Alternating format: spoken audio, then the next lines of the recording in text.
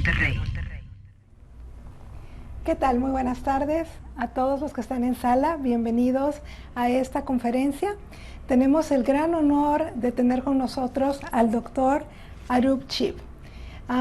Very welcome, people who are not Spanish speakers. We are very pleased to present Dr. DrChib. He is going to present his work, Migrants, Marginalization and Mobiles, a Gender Perspective.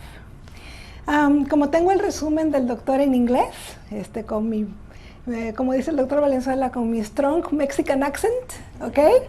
I'm going to read a brief CV of Dr. Arul in English. Okay, Dr. DrChib is Associate Professor at the Wee School of Communication and Information and Director of the Singapore Internet Research Center at Nanyang Technology University. DrChib investigates the impact of mobile phone in healthcare and in transnational migration issues. And he is particularly interested in intersects of marginalization.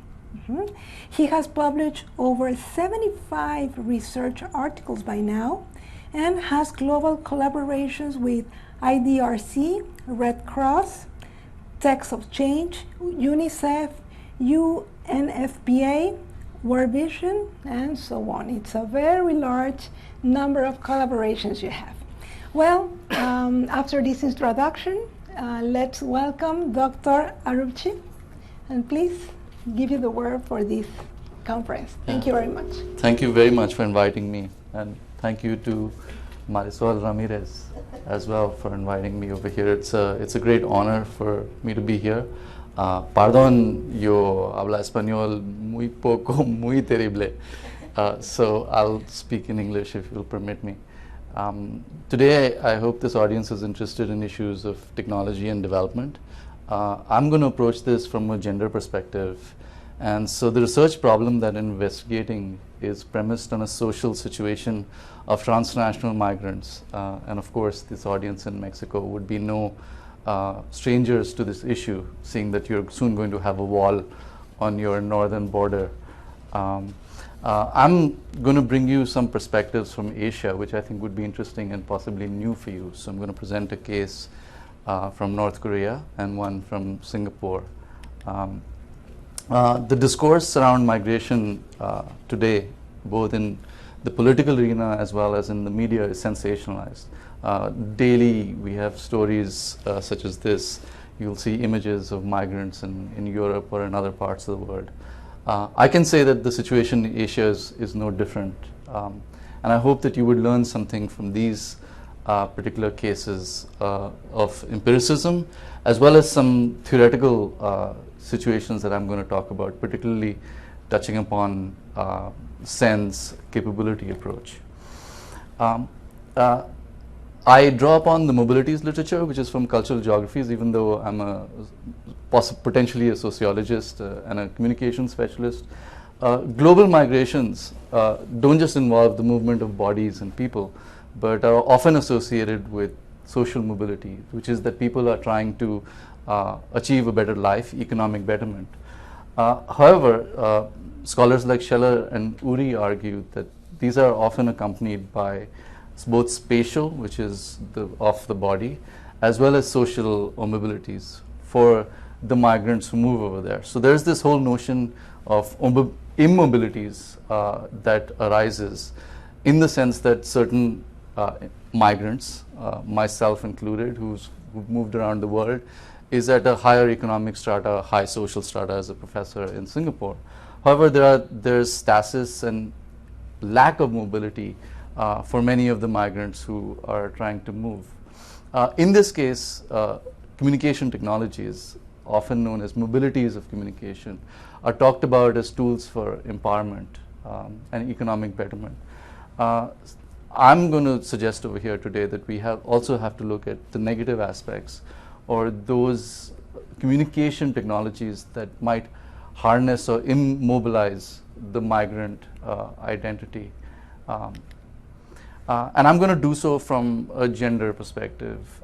Certainly, this has been argued. Scholars like Drucker argued that mobile phones, which is the fastest diffusing technology that we have seen in the world, is a great equalizer for gender and for gender relationships. Within this role, scholars, when they first studied technology, often looked at the different uses. So we had domestication approaches where people looked at technology and said, well, men and women use this differently. The discourse and the scientific studies have moved on and are very much looking at this from a techno-optimistic stance.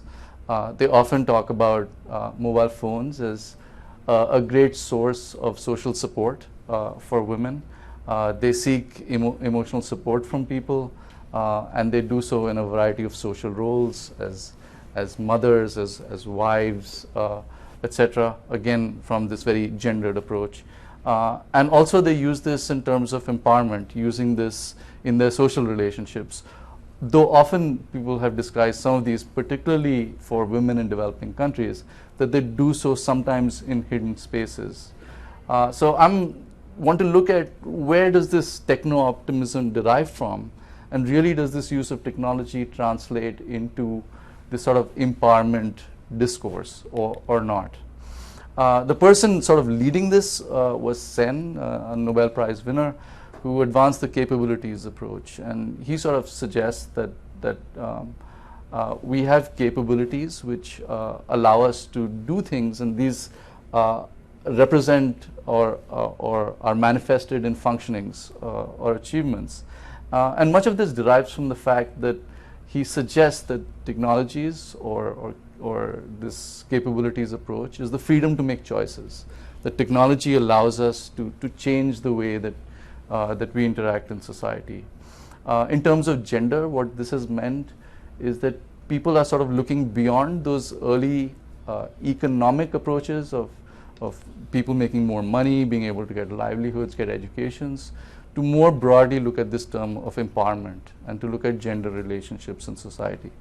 I'm interested in marginalization, as you may have seen from the title, which means that there are those of us in our society who do not have the freedom to make choices. So what if you have a limited set from which to choose your capabilities? And this brings us to the first of the two case studies that I'm going to present. This has been published most recently in the International Journal of Communication, and it concerns North Korean migrants. These are women. They might be termed as defectors who have left North Korea and are trying to get to South Korea. The one thing that I would like to point out is that some of these are not just leaving voluntarily. Some of them have been trafficked and have been sold as brides for Chinese farmers and or as sex slaves. So some of the data is presented from really people who are not just living in the most marginalized of circumstances in North Korea, but in their movement have moved to potentially even worse situations. And I'd like to thank my co-authors, Joo-hee Kang at the United Nations University and Professor Rich Ling. I'm suggesting in this paper that contrary to the popular discourse of mobile phones as a source of female empowerment, we need to look at this notion of seeking agency or seeking capabilities, and whether this is clear or whether there is certain ambiguity in this. I followed Dana Diminescu over in France, and so she sort of has this notion of the migrant journey, where the migrant begins in their home country, goes through this process of the travel, and then arrives. And sort of I'm following this sort of migrant trajectory as one sort of frame within which to look at this. A lot of migration studies look at the arrival of the person into a host society. I'm sort of looking at the tripartite, which is being in the home country, the movement, and then in the host country, and then looking at the role of the mobile phone or technology in how these women negotiate this process. The research question is, what is the mediating role of mobile phones by North Korean female defectors? Again, one might call them refugees, but in this particular case, there's this notion of leaving or defecting away from their country. And whether doing so, rather than giving them agency and capabilities, it's subverting agency, and it's perpetuating a sort of unequal gender relationship in society.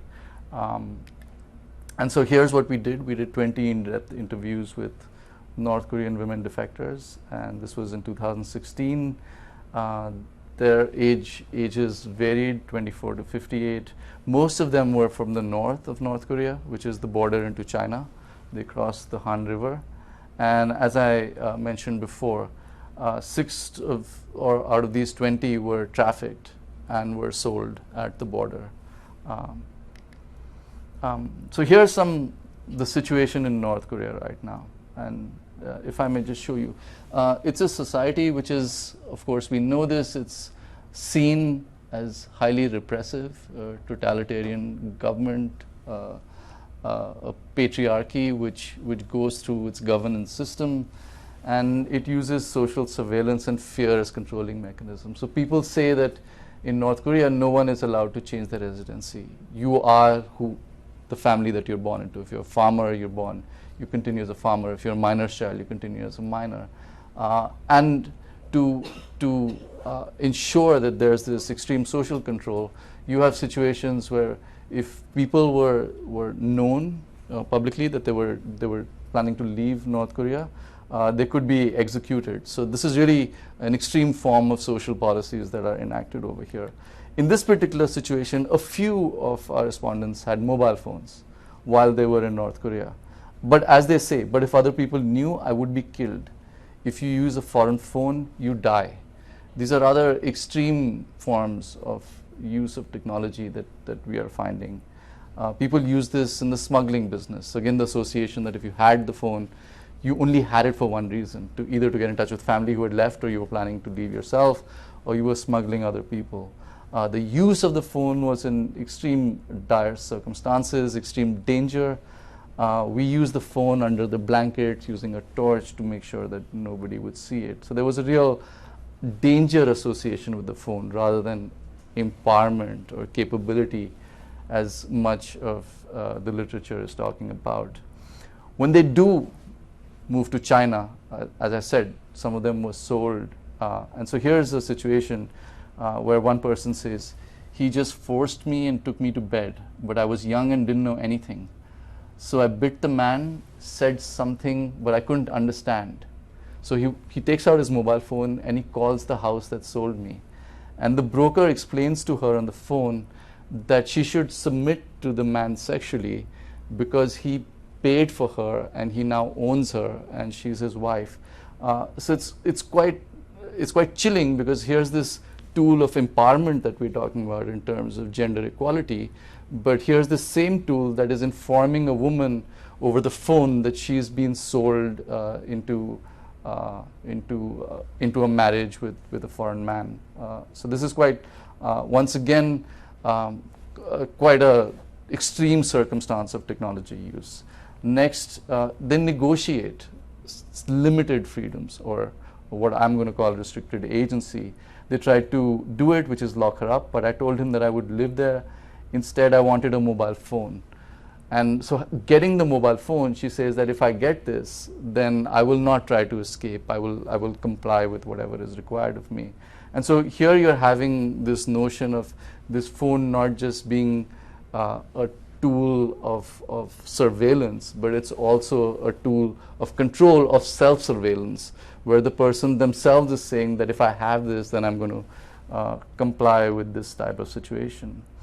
Some of them manage to go through Thailand and through UN organizations seeking refuge as refugees, and finally make it into South Korea. Here's the situation that they find in South Korea, which is that, of course, they are often used as political tools in this battle between the North and the South. So they're upheld as these people who defected and ran away from this totalitarian regime. But on the other hand, South Korean society is not that accepting of them. It's quite insular in a way. It's patriarchal in a different sense. And here are these people, they come We get scholarships, a house, a family. They say things about how nice, and there's this sense that they are somehow leeching or mooching off South Koreans because they're really not capable of engaging in this highly technologically advanced society. And so she says, I want to tell them, why don't you try being born in North Korea and escaping from there? And I understand why they might not like us. And so here's this person living in the society where they're not really wanted, and then they try to integrate or try to get jobs. And so they call over the phone, and their dialect is different. The Korean dialect in North and South is quite different. So she says the person answering the phone couldn't understand me that well either. When we talk, they don't hire me just because I come from North Korea. So once again, this empowerment tool is sort of working against them. And we see strange behaviors now occurring. So rather than usage of this, they try to not use it. So rather than contacting people and making friends and trying to integrate, she says, I don't have that many close friends, so I can't ask every little detail about life in South Korea and how to adapt. It's easier to consult the internet.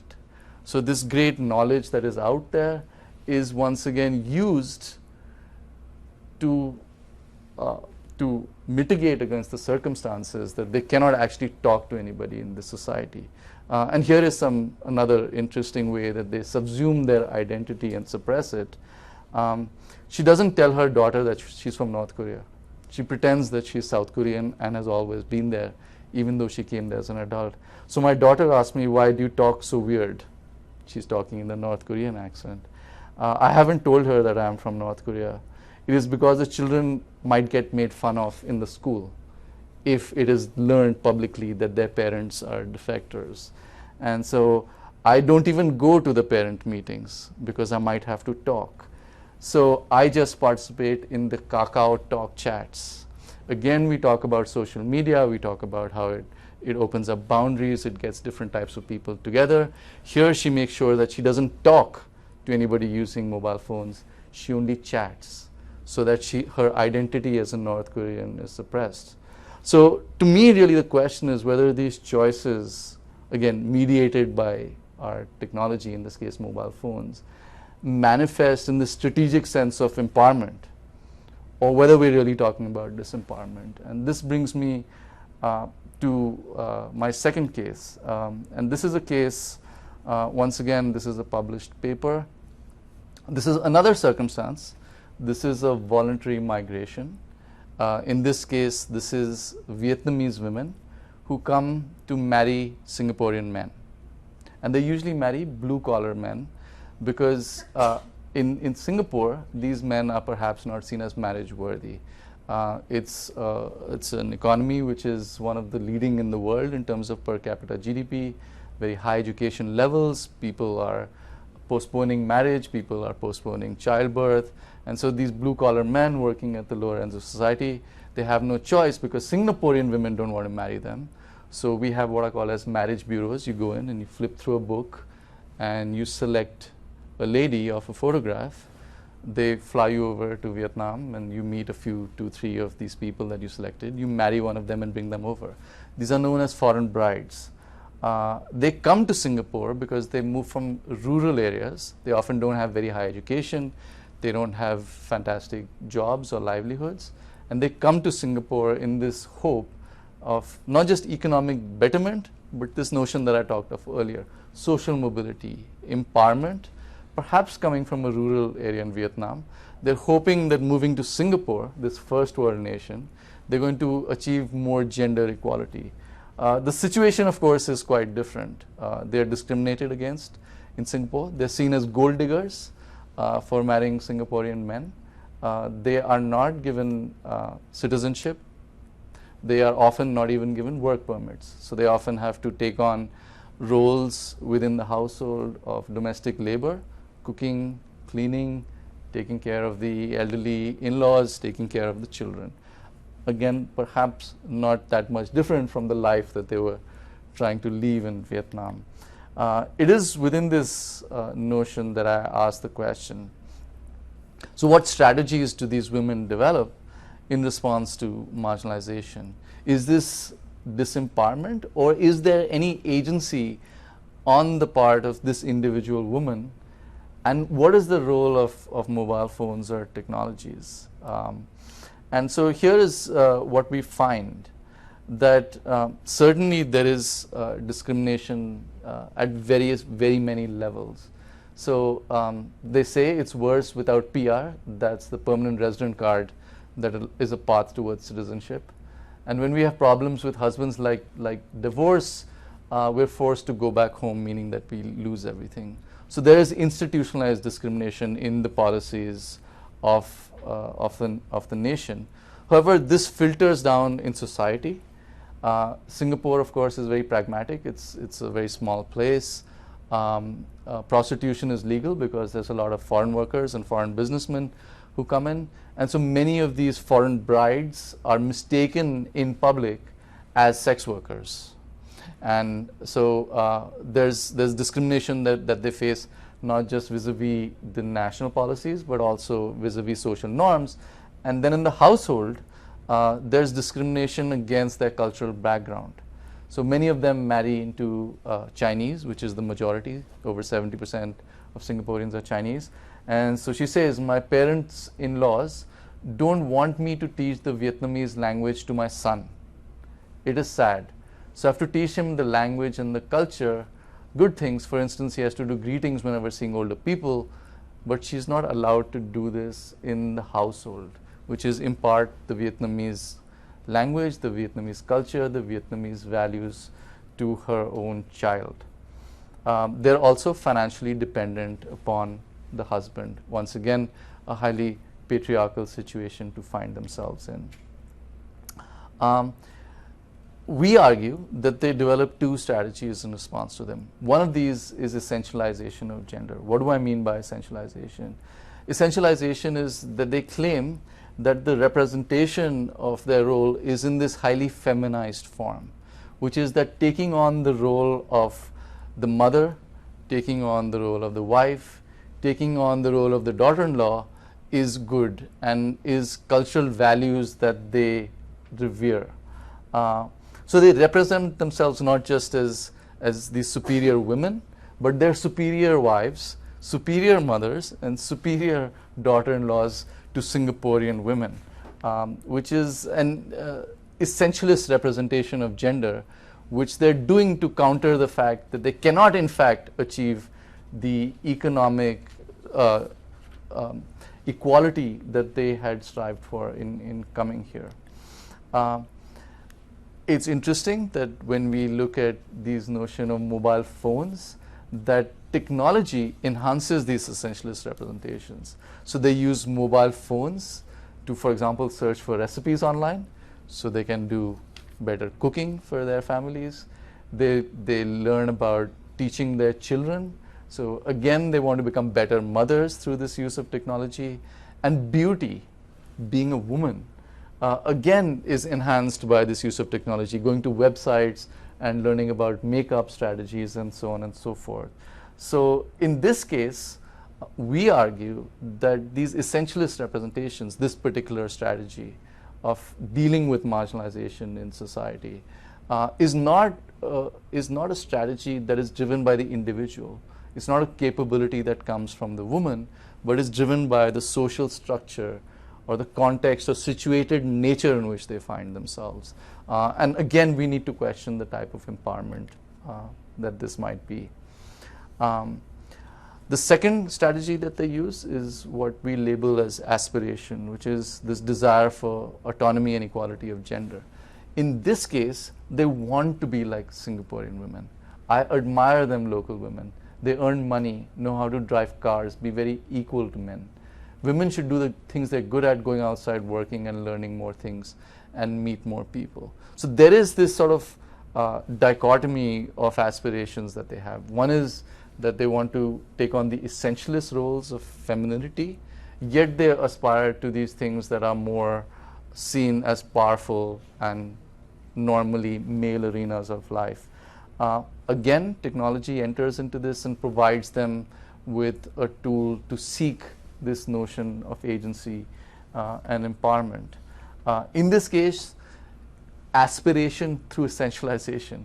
So while they're perhaps a strong term to use, trapped in the domestic home, they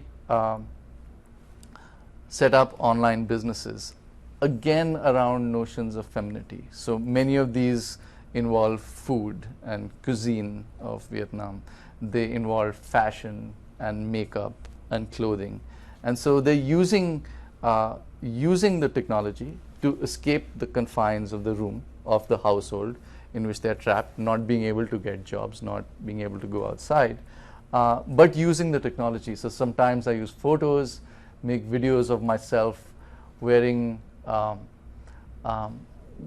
new clothes and making promotional ads. Originally I used mostly Facebook for business, but now I've installed these chat apps, WeChat. So once again, we see that now this technology is playing somewhat this dual role. On the one hand, it ensures that they are trapped in this place where there's surveillance of their physical body, there's limitations on what they can do, but on the other hand, it provides them an avenue for achieving aspiration, though once again, it's only in this sort of feminine essential nature. This, of course, leads to some theoretical implications, right? So sense capability approach, this whole notion of having functionings or achievements and then capabilities to achieve these is often seen as overly individualistic. It assumes that people have the means to be free of the situated and contextualized nature of the society in which they find themselves in. If you're living in a patriarchy, your freedom of choices are not your own. Oftentimes, you may be limited within a very given confine of choices. Yes, you can set up a business as long as it has something to do with your gender identity as a woman, and you can run it from your household, right? So that true liberation is not coming. We argue, of course, that this lack of looking at social structural constraints can be achieved theoretically by thinking of agency in terms of these restricted forms. So this is Peter, who's come up with this notion of situated or restricted agency. On the surface, we might argue, and it does look like these are confining uses of technology, uses of mobile phone, superficially on the surface suggest that they enhance the patriarchy.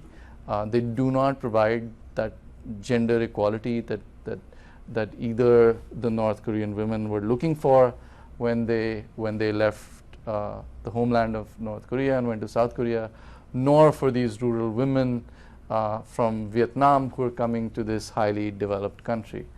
But it does allow them to make some limited choices to achieve their own strategies.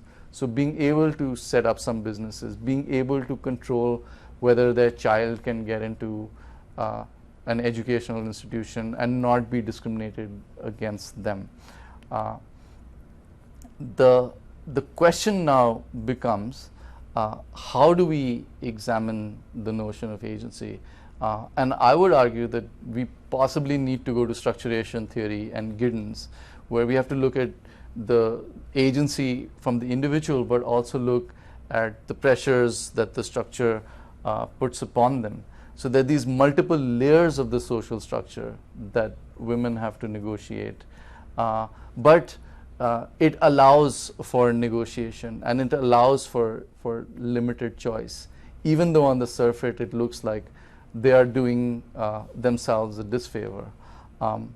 I might want to add that the notion of empowerment itself is a fairly contested term, and we may need to look at it in different forms. So perhaps empowerment for the individual does not necessarily reflect a shift in the social structure, even at the aggregate level. So even if thousands and hundreds of thousands and millions of women are making personal choices that seem good for them strategically, personally, but if we aggregate up these millions of choices, we're still stuck in a fairly unequal social system, continuing to perpetuate the patriarchy.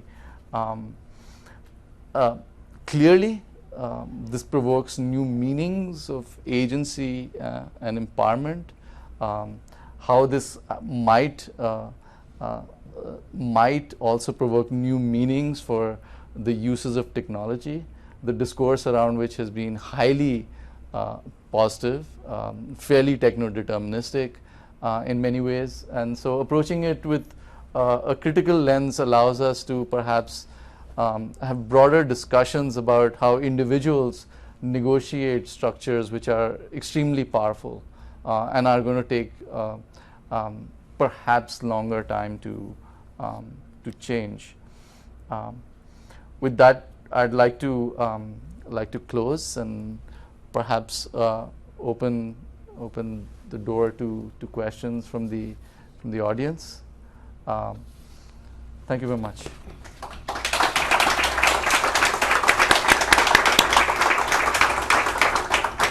Thank you very much, DrChib.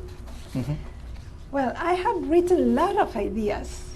It's because, you know that maybe because of our activity, our educational activity, we focus on mobile phones for educational purposes.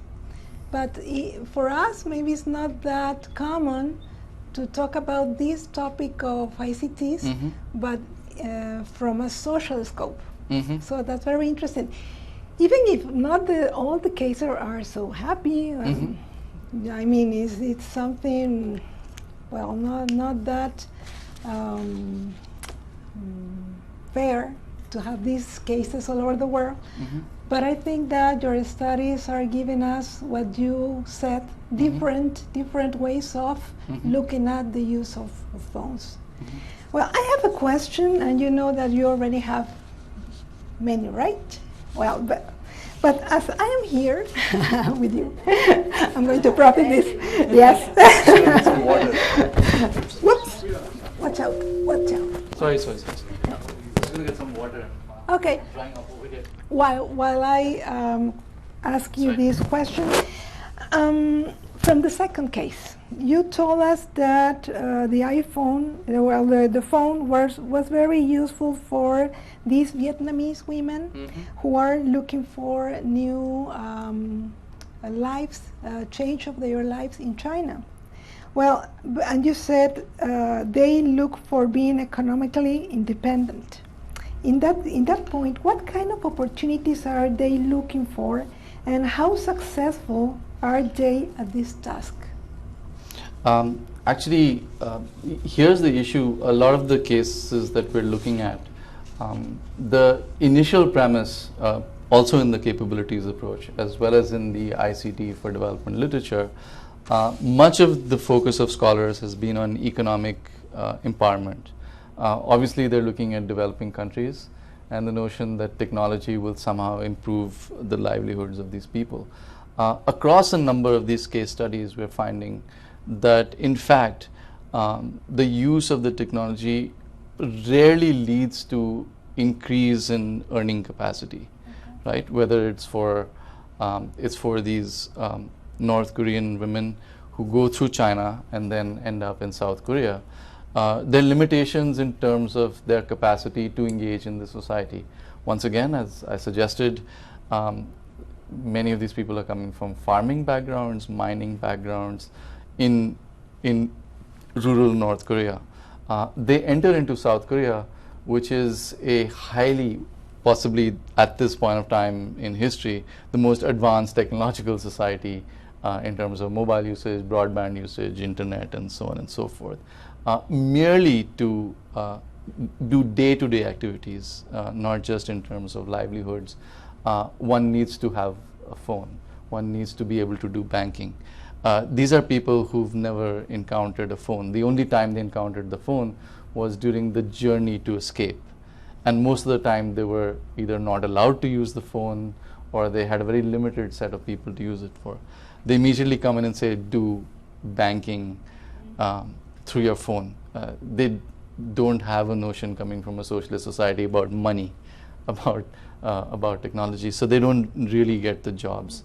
However, these phones do become a source for them to engage in other forms of empowerment, which is again something that Sen argues through the capability approach, is that we need not look at equality of income earning capacity as the only measure of equality in society. That if it does allow you to improve, for example, your education capacity, such as what you're used to in your institution and research, then this perhaps is a form of empowerment. Whether this education capacity translates into the ability to get livelihoods, this is under question mark right now. Right? If I may, there's 2 studies that have also recently come out. I've shown you the International Journal of Communication. One is in your Spanish language journal Comunica, which Marisol Ramirez, so it's just coming out right now, very soon. And one is in IRR-ODL, which the editor will soon be here, Professor Rory McGreal. And these 2 papers concern Indonesian domestic workers. So these are people who come and engage in domestic work, what are known as maids in Singapore society. So we studied their use of technology in open and distance learning in Singapore, where they try to go and improve their capacity to learn so they eventually get jobs. Again, we are arguing, or this is what our findings are, that they are learning, but it's not being able to translate into new jobs or new learning capacities. Once you're a domestic worker in a society, it's very unlikely that the social structure will allow you to come into white-collar work, right? And for us to think that perhaps taking them into open and distance learning and teaching them, let's say, Microsoft Excel and doing a budget, now they're going to be able to go into a white-collar occupation is not necessarily true. However, these women find value in the learning because it empowers them as an individual. So personal strategic empowerment happens, but society doesn't change just because this person has used technology to gainfully improve themselves. Okay, good. Thank you. I'm sorry, it's a little bit, I hope I'm not dampening the audience's mood right now. But again, these are empirical studies that we're doing with, just to point out, very marginalized people. This is perhaps not the student body that you get. No, but of course we also have projects with community, and that's why I'm asking you. Yeah. De la sala, preguntas? Good afternoon, DrChib, and thanks for sharing your research. My question is about one of the common discourse from dictatorships is that if you leave the country, everyone will put you apart, okay? It will segregate you. I am from Venezuela, for example, and one of the model of the discourse in the dictatorship in Venezuela is if you go away of your country, you go to wash toilets in another country. No, it's normal, and also it's part of the discourse from Kim Jong-un in North Korea. So, did you found in the research as an experience some kind of regret from North Koreans to be in South Koreans or about their migration decision? Yes, yes. And so again, they are coming there often with the notion that there is a utopia waiting for them. That once they arrive over there, that they will be able to get whatever education they want, they will be able to get whatever job they want, they will be able to have a lifestyle that, however, they're entering into a very political situation, like most migrants find themselves going into. They find themselves entering into a society that increasingly, at least in today's environment, is increasingly marginalizing them and using them as a political tool in the debates that are happening in that society. One would imagine that this particular case, and I'm studying a few cases. So, for example, I'm studying the Vietnamese foreign brides into Singapore, domestic workers into Singapore. We're studying Syrian refugees who are going into Europe. So, a number of migrant situations. This one I thought would be different. Why? Because this is the only situation that I know of, at least in my studying, where people are going from Korea via China back into Korea, right? So it's Koreans going to Korea, and the discourse is reunification. So they're arriving into a very different situation from all the other migrants that we know of. One would imagine that in this circumstance they would be welcomed. Unfortunately, they are not. So the same discourse that you are describing happens. Even worse, the family that they left behind is then persecuted, at least in the North Korean situation. So if someone in your family left, then you will go to labor camp, or you will lose your job, or various things will happen to you in the society. So many of them, again, and I've given you a very brief snapshot, at least for technology use. Many of them are abandoning even their children and leaving because of the situation. And so when they arrive over here, it's really very bittersweet type of, on the one hand, reaching the promised land, but what they have left behind, it will always be there with them. Thank you. Yeah, and sorry, mobile phone use. For most migrants, mobile phone use is useful because it connects you with the family. In their case, they cannot call the family, because if they call the family and the family is caught talking to them, then they again get persecuted. So again, I'm arguing that much of this discourse around technology has been, liberation and freedom, and for these people, the mobile phone is symbolic of fear.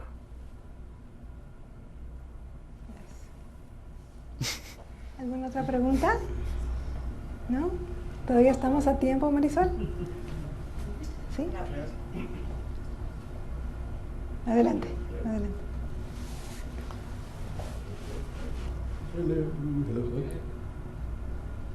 Hello. Yeah, there you go. Thank you very much for incredibly fascinating case studies.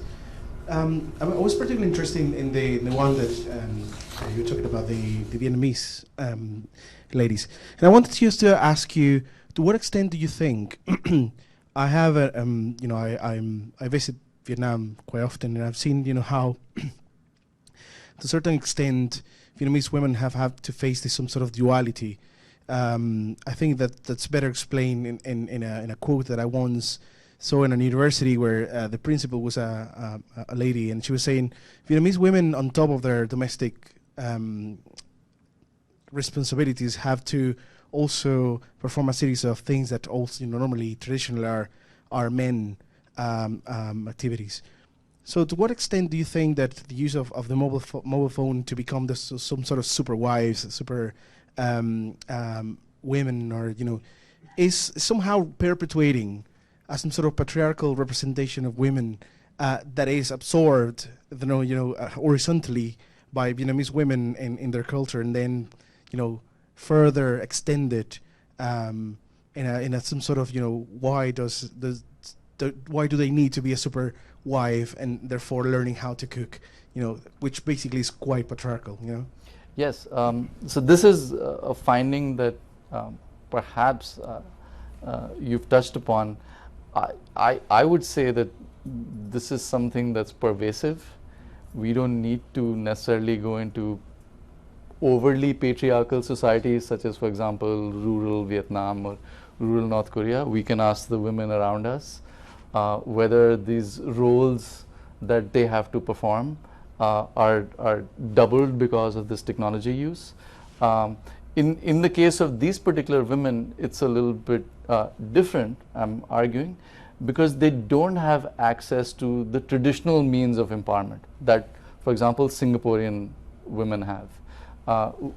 They can't get jobs. Yeah, they often cannot leave the house. they are forced into domestic labor, and you might even argue that it's free domestic labor, because at least for domestic labor you have to pay.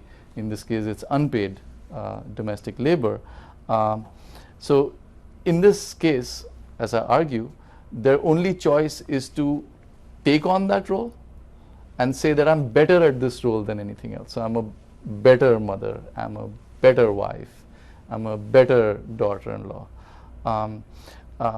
The mobile phone, again, as you said, has this duality in that it can perpetuate some of this patriarchy, but it does, to some level, give them an avenue for escape, which is they can start some businesses, they can have access to information. The type of businesses they can start, the type of knowledge that they can gain, unfortunately, once again, is confined within this gender essentialized role. So you have some ability to negotiate within the space, but it's very much defined by the social structure around you. So I think, again, the broader argument once again is that it does allow people this freedom of space, whether you're a domestic worker, foreign bride, or whether you're a migrant.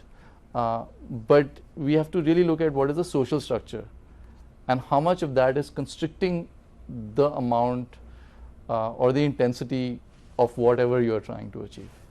It's not equal within society. Yeah. Thank you. So now we finish? Okay. Well, thank you very much for being here. Thanks. I think that your presentation has been very, very interesting. And we invite you to continue to the next conference. We are going to have a panel with other people in this open energy event. So thank you very much, and give him please an applause.